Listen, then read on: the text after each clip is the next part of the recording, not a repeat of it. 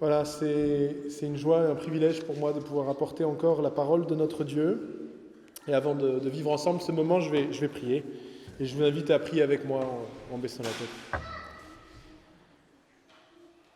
Seigneur, toi le Dieu d'Abraham, d'Isaac et de Jacob, toi qui as plu de te révéler à tes créatures et qui es venu à la rencontre de ton peuple, parle-nous, Seigneur, ce matin.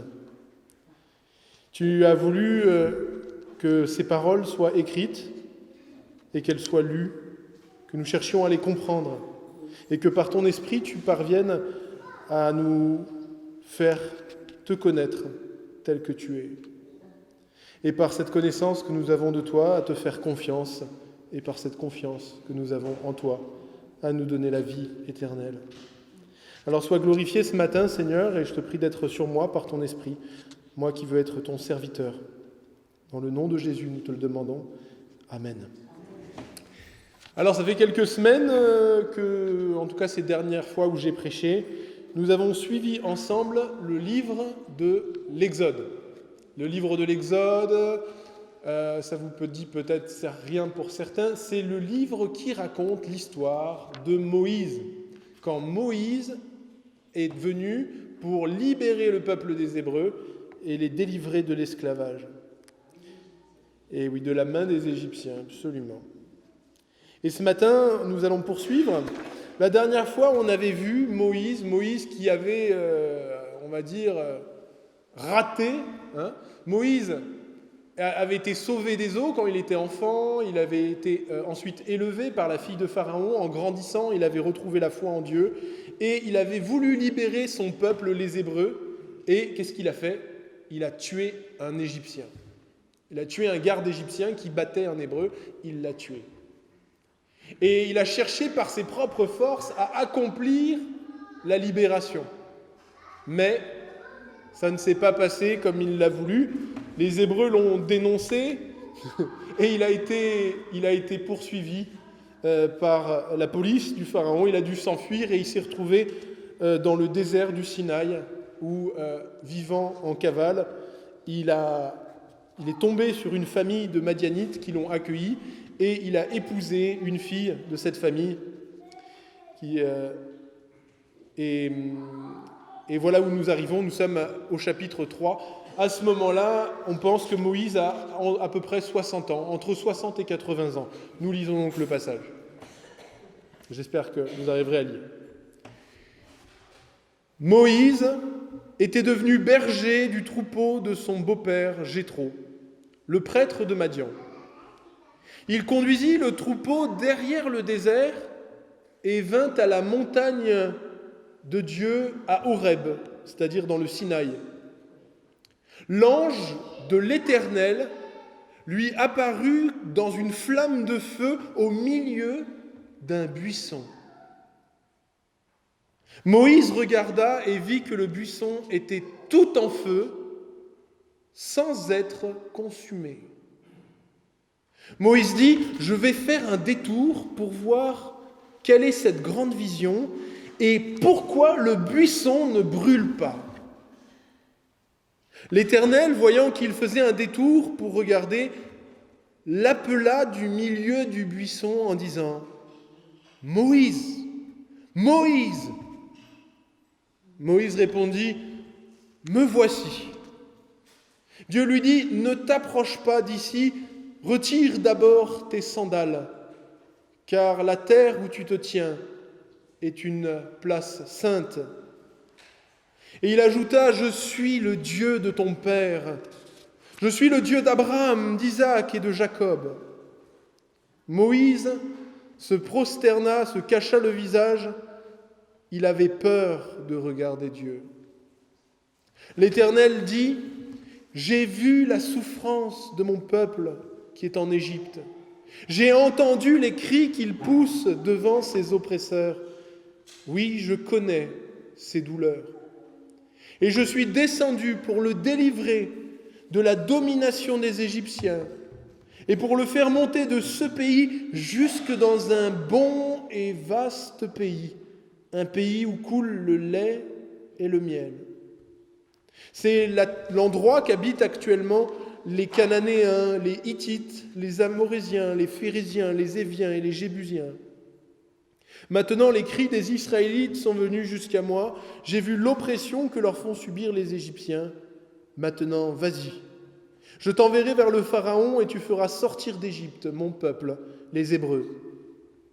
Moïse dit à Dieu, « Qui suis-je, moi, pour aller trouver le Pharaon et pour faire sortir les Israélites d'Égypte ?» Mais Dieu lui dit, « Je serai avec toi. Et voici pour toi le signe que c'est moi qui t'envoie. Je te promets que quand tu auras fait sortir le peuple d'Égypte, vous viendrez sur cette montagne pour adorer Dieu. » Moïse dit alors à Dieu, « D'accord, j'irai trouver les Israélites et je leur dirai, « Le Dieu de vos ancêtres m'envoie vers vous.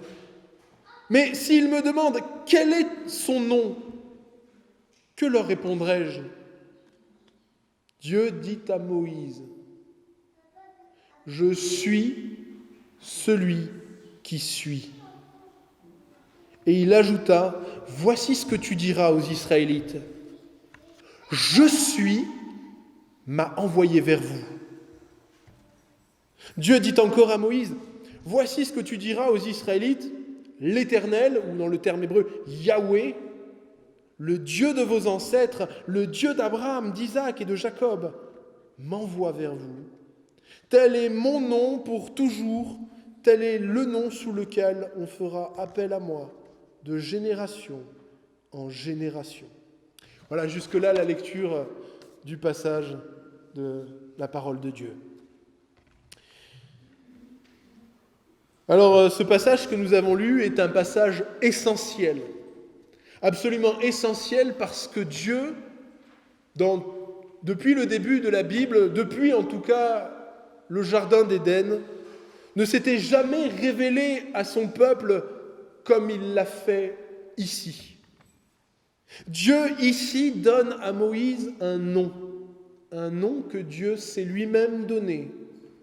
Il choisit de se révéler non pas seulement en parlant dans un prophète ou par un prophète ou en parlant depuis le ciel, mais en se révélant à travers une image qu'on peut voir, qu'on peut sentir. Quelque chose de matériel. Et notez que c'est dans un endroit inattendu, au milieu du désert, sur un buisson peut-être même d'épines, dans un moment où Moïse devrait s'y attendre le moins, que Dieu amène Moïse à le rencontrer de nouveau. Moïse, comme je l'ai dit, peut avoir de bonnes raisons de croire que sa vie fut un échec. Il n'est plus le fils de la fille de Pharaon, il n'est pas non plus le libérateur du peuple hébreu, il est déjà vieux. Il a épousé une étrangère, il a un fils avec elle, et sa vie se borne à faire un travail routinier de berger, même pas pour son propre troupeau, mais pour celui de son beau-père qui a eu grâce, qu'il a pris en grâce. Oui, autrefois, il avait des espoirs, il voulait libérer son peuple, il pensait que Dieu était avec lui, mais cela, c'était sans doute pour lui du passé. A-t-il vécu une traversée du désert pendant toutes ces années ? A-t-il compris pourquoi Dieu s'était fait silencieux pendant aussi longtemps ? Comprenait-il ou a-t-il eu plutôt un sentiment d'incompréhension, ayant eu l'impression que Dieu l'avait soutenu pendant toutes ces années de jeunesse et qu'il avait toujours été là, puis, sans comprendre pourquoi autant de temps a passé dans le silence. Il y a en effet ce mystère avec Dieu que le Seigneur choisit parfois de nous faire passer par des épreuves et par un silence des fois que nous ne comprenons pas. L'Écriture témoigne de cela et de ce mystère qui est en Dieu, car Dieu, dit-il, a dit « Mes pensées ne sont pas vos pensées, mes chemins ne sont pas mes chemins. Autant les cieux sont élevés au-dessus de la terre, autant mes chemins sont élevés au-dessus de vos chemins, et mes pensées au-dessus de vos pensées. Oui, on aurait pu imaginer que Dieu utilise Moïse directement, alors qu'il était encore fils de la fille de Pharaon, quand il avait encore la trentaine et qu'il était plein de force. Mais non. Dieu utilise Moïse pour être le libérateur de son peuple, peut-être maintenant, parce que Moïse est peut-être devenu prêt. Et peut-être la plus grande preuve qu'il est prêt, c'est qu'il ne se sent désormais plus digne ou plus capable d'accomplir par ses propres forces la mission de Dieu. Ainsi, de la même manière, pour que Dieu nous utilise, il faut d'abord que nous nous vidions, que nous perdions, que nous acceptions de cesser de faire tel que nous le désirons, et que dans notre faiblesse, nous accueillons Dieu comme une force. C'est ce que l'apôtre Paul dira en 2 Corinthiens au chapitre 12. Dieu lui dira à l'apôtre Paul, « Ma grâce te suffit, car ma puissance s'accomplit dans la faiblesse. » Est donc venue pour Moïse la révélation de Dieu comme aucun prophète avant lui ne l'avait vécu. L'Écriture nous dit, et est bien précise, elle ne nous dit pas un ange de l'Éternel s'est présenté à Moïse, mais l'ange de l'Éternel. Il y a un pronom.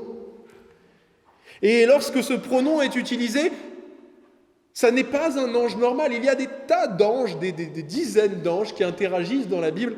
Et lorsque ce sont des anges normaux, des créatures, ils parlent comme des serviteurs, comme des compagnons de route. Ils parlent en ange de l'Éternel. Mais ici, c'est l'ange de l'Éternel. Comme pour nous faire comprendre que lorsque cela se produit, eh bien, ce n'est pas Dieu qui envoie un ange, c'est Dieu qui s'envoie lui-même comme un ange. Il se rend visible et il est son propre envoyé. Ange veut dire, en hébreu d'ailleurs comme en grec, envoyé ou messager. Et Dieu se fait son propre messager.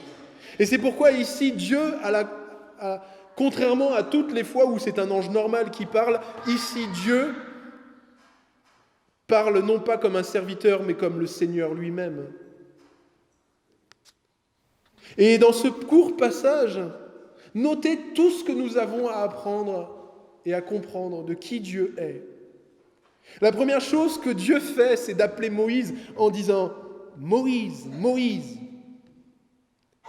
Et je me souviens, une fois, j'ai eu l'occasion de manger à table avec un rabbin, et tout d'un coup, il appelle son fils, et il l'appelle, il fait « Moshe, Moshe ». Et il me dit, vous savez pourquoi on l'a appelé 2 fois ? Je l'ai appelé 2 fois, parce que quand on aime nos enfants, une façon de leur signifier, c'est de répéter le prénom. Et c'est vrai que dans la Bible, et comme dans la culture de cette époque, c'est une preuve d'affection, une preuve que la personne fait partie de notre famille, qu'il est notre enfant, lorsque on le dit, on répète le nom, et qu'on le double. Ainsi, le Dieu qui se révèle à Moïse est un Dieu qui considère Moïse comme son enfant. Mais néanmoins, c'est un Dieu qui est à part, parce que notez la deuxième chose qu'il lui demande, c'est d'enlever ses chaussures, d'enlever ses sandales. Dieu fait passer ici par ce signe, il essaye de faire comprendre à Moïse que nous, les êtres humains, nous ne pouvons pas nous approcher de ce Dieu différent de toute autre chose. Nous avons l'habitude, nous, de marcher dans la création, de côtoyer la création, de parler à des créatures. Et Dieu dit, vous avez l'habitude, mais avec moi, vous ne pouvez pas faire comme d'habitude. Vous devez, pour entrer en relation avec moi, comprendre que quelque chose d'immense me sépare de tout ce que vous connaissez. Oui, Dieu fait comprendre par ce signe des sandales qui sont utilisées pour se promener partout, que nos propres vies sont sales, que nos pensées sont parfois sales, que nos habitudes sur la terre sont à ses yeux sales, et que, en Dieu par contre, il n'y a rien de sale, rien de souillé. Il n'y a ni ténèbres, mais seulement justice, lumière, amour et perfection. Et pour s'approcher de lui, on ne peut pas venir pour apporter la salissure de nos vies. Et dans cette discussion que Dieu va avoir avec Moïse, Dieu va se révéler en se donnant un nom, en se présentant comme aucune divinité dans toute l'histoire de l'humanité ne l'a fait. Si vous connaissez un peu et étudiez les religions inventées par les hommes, vous comprenez rapidement que ce que les hommes ont voulu faire du monde spirituel, c'est quelque chose qui rentre à leur service. Et c'est pourquoi le polythéisme est la religion naturelle de l'homme déchu. Il nous faut un petit Dieu quand on veut gagner la bataille, un petit Dieu quand on veut une jolie pêche, un petit Dieu quand on veut un enfant, un petit Dieu pour avoir de l'argent, un autre petit Dieu, et avec ces dieux on fait commerce. Ah, je te donnerai un poulet, tu me donneras ceci. Et Dieu donne un nom. Il dit « Je suis celui qui suis. Je suis celui qui est. » Le Dieu qui s'est révélé à Abraham, à Moïse, sort de toute la logique humaine. Dieu veut faire comprendre, et c'est pourquoi il ne répond pas d'ailleurs tout de suite à Moïse quand Moïse lui demande « Donne-moi ton nom ». Il prend du temps avant de le lui donner, pour faire comprendre toute la puissance et toute la vérité, toute la réalité qui est derrière ces quelques mots, ces quelques phrases. En hébreu, il dit « Ayez asher ayez », c'est-à-dire « Je suis celui, je suis. Je suis celui qui est. » Et la deuxième phrase, il lui dit « Lorsque tu iras voir les Hébreux, tu leur diras « Je suis m'a envoyé vers vous. » Et la troisième phrase, il lui dit « Yahweh ». Et Yahweh, c'est intraduisible. On le traduit dans nos Bibles par l'Éternel. Et je crois que c'est la traduction la plus fidèle qu'on puisse trouver.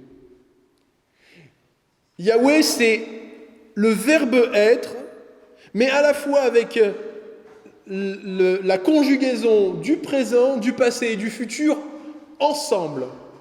Il faudrait le traduire par « je suis l'existant » ou « je suis celui qui était, qui est et qui sera ». Et la prononciation de ce mot, parce que bon, c'est une petite chose, mais on la connaît, cette prononciation. Les Hébreux, à l'époque de Jésus, ne la faisaient plus par crainte d'utiliser le nom de Dieu en vain, mais on sait que c'était Yahou, Yahweh, parce que simplement, nous le disons d'ailleurs, nous le chantons, Alléluia. Ya, c'est le diminutif de Yahvé. Et dans les prénoms qui sont utilisés dans la Bible, eh bien, c'est aussi utilisé. Eliyahu, Eliyahu dans le livre de Job, mon Dieu, c'est Yahweh. Dieu veut nous faire comprendre par son nom que contrairement à tout ce qui existe sur cette terre, tout ce qui existe dans l'univers, toute autre chose, même le temps et l'espace,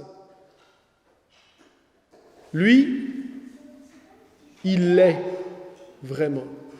Il est le seul d'ailleurs qui devrait avoir le droit, et pratiquement dans la Bible c'est le cas, à utiliser le verbe être. Parce que nous qui existons, nous existons conditionnellement. C'est quelque chose d'incroyable quand on y pense et qui nous donne le vertige. Si Dieu, du jour au lendemain, décidait de nous effacer, on disparaîtrait sans même s'en être rendu compte. Tout disparaîtrait. Et si nous existons à l'heure actuelle, si toute chose existe dans le monde, c'est parce que Dieu, par sa puissance, par son énergie, fait tenir l'univers en place, maintient le temps et l'espace, maintient les règles de l'univers. Est-ce que vous avez conscience que nous savons que l'univers qu'avant qu'il y ait l'univers, il n'y avait rien. Rien. Rien. Qu'il y a on peut même pas le dire, je peux même pas dire il y avait un temps où le temps et l'espace n'existaient pas. Il n'y avait rien, il n'y avait même pas de temps. Et d'un coup, le temps et l'espace et la lumière et la création et la matière morte a surgi du néant. Et ensuite, de cette matière morte, de façon totalement incompréhensible, a surgi la vie. Et ensuite, de cette vie a surgi la conscience. Nous, les êtres humains, nous sommes vraiment une créature particulière avec une conscience. Et on n'a pas d'explication scientifique ou rationnelle de pourquoi il y a une créature telle que nous, avec une réflexion, une conscience, une capacité de se regarder soi-même et d'avoir un esprit en nous. C'est quelque chose d'absolument incroyable. Mais ce qui est fort dans ce passage, c'est que Dieu s'est révélé à Moïse comme celui qui est, celui qui existe, comme l'étant, l'éternel. Et il avait dit aux Hébreux, lorsque tu iras les voir, tu leur diras « Je suis m'a envoyé vers vous ». C'est le nom qu'il se donne. Et nous, pourtant, nous connaissons ce Dieu d'une façon encore plus intime, encore plus précise que Moïse lui-même ne l'a connu. En effet, nous savons dans les Écritures que Jésus de Nazareth, alors qu'il discutait avec les pharisiens, eh bien un jour les pharisiens lui dirent « Tu n'as pas encore 50 ans et tu dis que tu as vu Abraham ?» Et Jésus leur répondit cette phrase extraordinaire. « En vérité, je vous le dis, avant qu'Abraham fût, je suis. » Jésus n'a pas dit « avant qu'Abraham fût, j'étais », mais « avant qu'Abraham fût, je suis. » Et de même, dans l'Apocalypse de Jean, lorsque Jean a eu une vision où Jésus s'est révélé à lui, ce Jésus ressuscité qui lui est apparu lui dit cette phrase. C'est au chapitre 1 de l'Apocalypse. « Je suis l'alpha et l'oméga, dit le Seigneur Dieu, celui qui était, qui est et qui vient, le Tout-Puissant. Je suis le premier et le dernier et le vivant. J'étais mort, et voici je suis vivant au siècle des siècles. » Et c'est ce qui nous amène ce matin à la compréhension de ce que veut dire ce buisson ardent. C'est quelque chose d'incroyable. On aurait du mal à le croire, c'est entièrement fou. Mais ce message qui est révélé au sein même du buisson ardent, c'est le même que le message de l'Évangile annoncé par tout le reste de l'Écriture et par les apôtres. Le feu qui est ici un signe de jugement et de la sainteté de Dieu, et je veux attirer votre attention sur le fait que dans l'Écriture, Dieu est appelé un feu dévorant, Deutéronome chapitre 4 verset 24, car l'Éternel ton Dieu est un feu dévorant. Et donc, si cette flamme ne consume pas, ce n'est pas qu'elle n'est pas dévorante, mais que ce qui devait normalement être dévoré par le feu, par la grâce de Dieu, ne l'est pas. Et c'est exactement notre situation, nous, en tant qu'êtres humains pécheurs, salis, corrompus. Nous ne devrions pas entrer dans la présence de Dieu sans être carbonisés, sans être anéantis. Mais par la pure grâce de Dieu, nous pouvons tenir devant lui. Et c'est ce que Dieu va dire d'ailleurs quand Moïse va revenir au mont Sinaï, conformément à la promesse que Dieu lui a donnée dans ce passage. Eh bien, là même où Dieu avait dit « Je suis celui qui suis », eh bien, Dieu va répéter cette phrase, il va dire « Je fais grâce à qui je fais grâce ». Et quand il va dire cette phrase « Je fais grâce à qui je fais grâce », ayez achérié, il utilise exactement la même formule que « Je suis celui qui suis ». Et c'est exactement l'identité de notre Dieu, ce Dieu qui est au-delà du temps, ce Dieu qui existe pour de vrai, qui est au-delà du temps, de l'espace, qui est l'existant, la source de toute existence, de toute vérité, de toute bonté, de toute beauté, de toute justice. c'est que ce Dieu-là, il a été prêt à s'abaisser jusqu'à nous et à nous faire grâce en la personne de Jésus de Nazareth, le Dieu fait homme. Et c'est la signification aussi de la Pentecôte, de ce qui s'est produit alors que les disciples étaient rassemblés dans la maison et que tout d'un coup, qu'est-ce qu'ils ont vu? Des flammes de feu qui sont venues se poser sur la tête des croyants. Des flammes de feu qui ne les ont pas brûlés, qui ne les ont pas dévorés, mais qui sont venues se poser paisiblement sur eux, de façon à révéler une fois dans l'histoire, de façon visible, que Dieu est venu habiter en nous. Alors ce matin, pour mieux comprendre, tandis que nous essayons de méditer ce passage, eh bien, nous sommes invités à accepter plusieurs choses. Ce Dieu qui s'est révélé à Moïse, c'est le même que celui qui s'est révélé en Jésus-Christ. C'est ce Dieu saint et sans égal à qui nous devons l'existence. Il n'y a pas d'autre Dieu. Vous savez, les hommes créent des dieux dans leur tête, des dieux qui les arrangent. Mais ce Dieu qui nous a parlé, par sa parole, c'est ce Dieu qui nous parle aujourd'hui d'ailleurs, c'est un Dieu grand, puissant et saint. Et il n'a pas été que le Dieu de Moïse, il est aussi notre Dieu. Il est celui qui a créé toutes choses. Il est celui dont la valeur vaut plus encore que tout le reste de la création. Lui seul est digne de recevoir notre amour, notre confiance et notre obéissance. Dieu ne s'est pas révélé à nous et n'a pas versé le sang précieux de son Fils simplement pour que nous en restions là, pour ne pas occuper de place dans notre vie. Il ne peut pas être juste une option à cocher, quelque chose en plus. Non, Dieu est la source et le but final de toute chose. C'est notre être tout entier qui existe par lui et pour lui. Il est le centre de l'histoire du monde. Et l'apôtre Paul nous le dit en 1 Corinthiens chapitre 10, « Soit que vous mangiez, soit que vous buviez, quoi que vous fassiez, faites tout pour la gloire de Dieu. » Vivons donc, frères et sœurs, notre vie en étant centrés sur lui. Il vaut plus que tout le reste réuni. C'est lui qui donne tous nos jours de vie. C'est lui qui fait pleuvoir sur les bons comme sur les mauvais. Et c'est une chose extraordinaire et étonnante que nous sommes, nous aussi, appelés, comme Moïse l'a été par Dieu révélé dans ce buisson. Nous aussi, nous sommes appelés à devenir les prophètes de Dieu. En effet, Jésus a envoyé ses disciples. Il leur a dit, allez et faites de toutes les nations des disciples. Dieu, en Jésus-Christ, nous envoie comme témoins, comme sel et lumière, là où nous serons, là où nous irons, pour que d'autres humains se tournent et soient sauvés en se tournant vers ce Dieu merveilleux qui fait grâce.